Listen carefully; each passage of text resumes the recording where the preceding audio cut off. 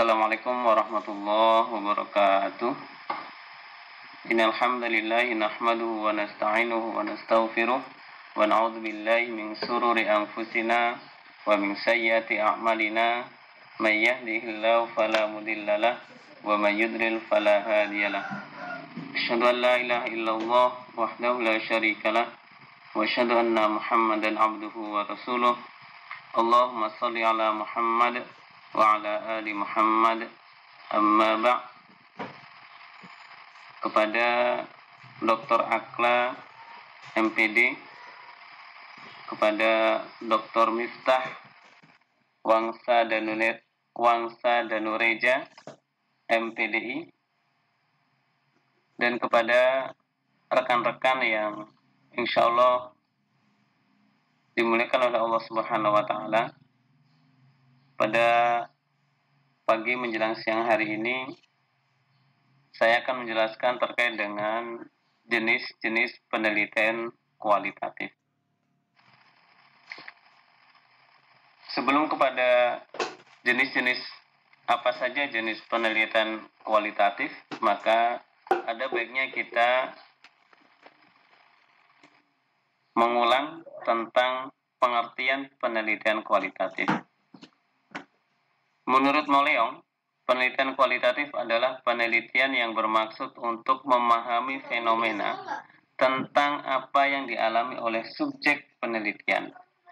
Misalnya perilaku, persepsi, motivasi, tindakan, dan lain-lain secara holistik dan dengan cara deskripsi dalam bentuk kata-kata dan bahasa, dan suatu konteks khusus yang alamiah dan dengan memanfaatkan berbagai metode ilmiah. Jadi pengertian penelitian kualitatif ini bagaimana kita berusaha untuk dapat mendeskripsikan sebuah kejadian, sebuah fenomena yang ada di masyarakat ataupun di sebuah tempat yang kita deskripsikan dalam bentuk kata-kata dan bahasa. Jadi kejadian-kejadian yang ada itu kemudian kita deskripsikan dalam bentuk kata-kata. Kemudian apa saja jenis-jenis penelitian kualitatif itu? Di sini saya akan menyampaikan 5 jenis penelitian kualitatif. Yang pertama adalah penelitian etnografi. Kemudian yang kedua adalah penelitian grounded theory atau teori dasar. Yang ketiga adalah penelitian tindakan. Yang keempat adalah penelitian fenomenologi. Kemudian yang kelima adalah penelitian studi pustaka. Apa itu penelitian etnografi? Penelitian etnografi adalah jenis metode penelitian yang diterapkan untuk mengungkap makna sosiokultural dengan cara mempelajari keseharian, pola hidup, dan interaksi kelompok sosiokultural atau cultural sharing group tertentu dalam ruang atau konteks yang spesifik. Jadi etnografi itu adalah penelitian yang jenis metode penelitian yang sangat erat kaitannya dengan sosiokultural atau keseharian seseorang atau budaya di sebuah tempat tertentu yang itu terjadi. Kemudian bagaimana cara melakukan penelitian etnografi? Jadi cara melakukan penelitian etnografi itu yang pertama adalah dengan melakukan observasi partisipatif di lokal penelitian. Bahkan sampai kepada ikut menjalani hidup seperti informan atau penyatuan kultural. Jadi agar kita mendapatkan hasil penelitian yang baik dengan metode etnografi ini, atau yang biasa disebut kalau penelitinya itu disebut etnografer ya. Jadi etnografer ini jika dia ingin mendapatkan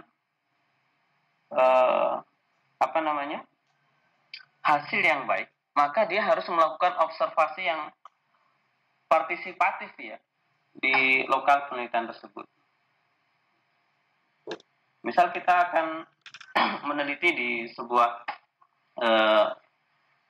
budaya atau sosiokultural yang berada di sebuah pesantren gitu ya.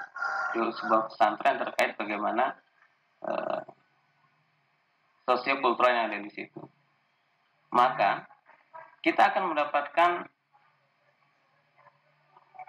data observasi yang baik itu ketika kita berada di situ juga gitu. Jadi kita ikut bersama di situ kesehariannya, mengikuti kegiatan sehari-hari mereka. Atau seandainya kita misal ingin meneliti sosiokultural di sebuah komunitas orang Jawa misalnya, atau komunitas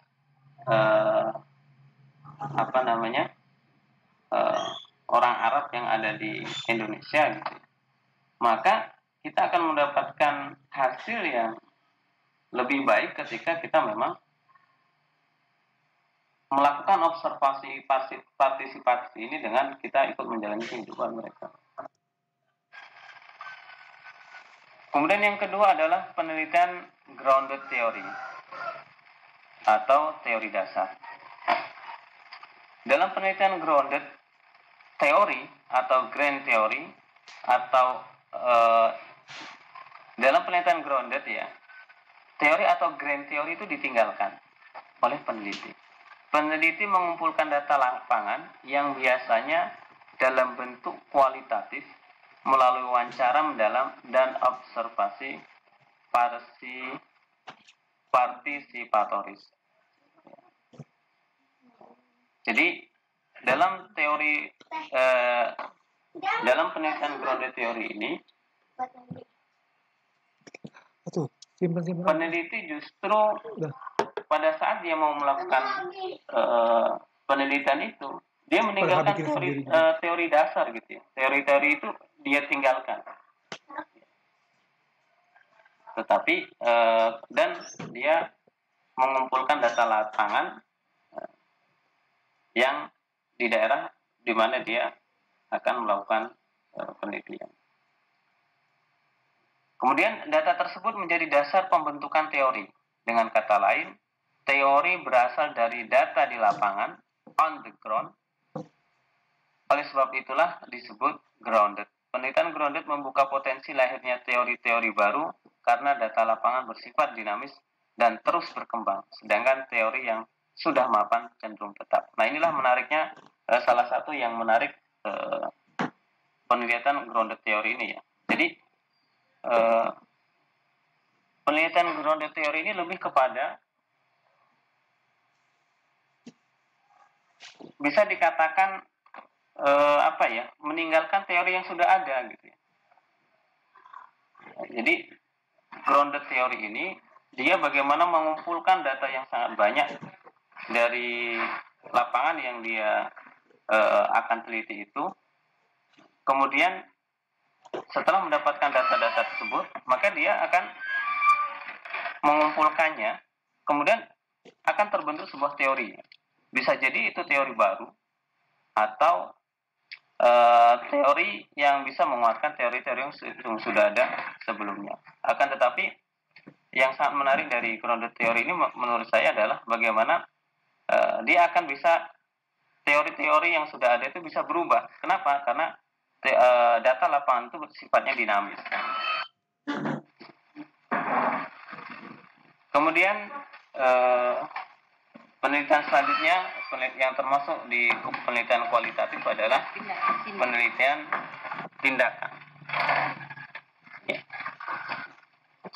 Menurut Gunawan 2007, action reach atau penelitian tindakan itu adalah kegiatan dan atau tindakan perbaikan sesuatu yang perencanaan, pelaksanaan, dan evaluasinya digarap sistematik sehingga validitas dan reliabilitasnya mencapai tingkatan riset. Seperti itu terkait dengan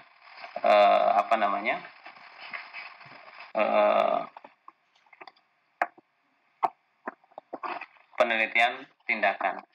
Apa saja tahapannya? Jadi tahapan dalam penelitian tindakan itu yang pertama adalah melakukan diagnosa atau diagnosing. Yang kedua adalah membuat rencana tindakan atau action planning. Kemudian yang ketiga adalah melakukan tindakan atau action taking. Kemudian yang keempat adalah melakukan evaluasi atau evaluating. Yang kelima adalah pembelajaran atau learning. Kemudian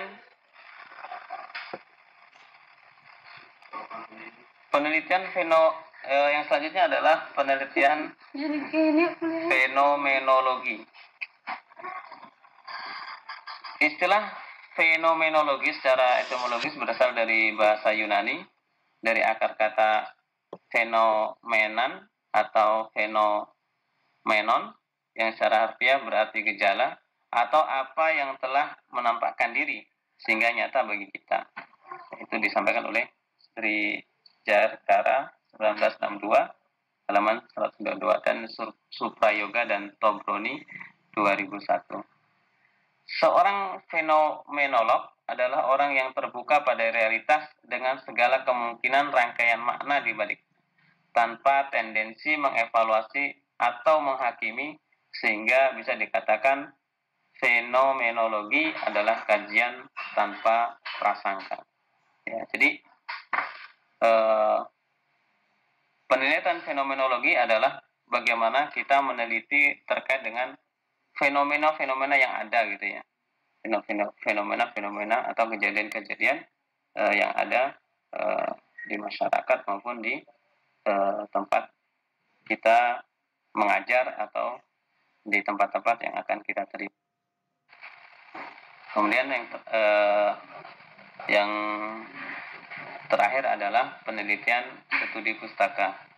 Jadi studi kepustakaan adalah segala usaha yang dilakukan oleh peneliti untuk menghimpun informasi yang relevan dengan topik atau masalah yang akan atau sedang diteliti.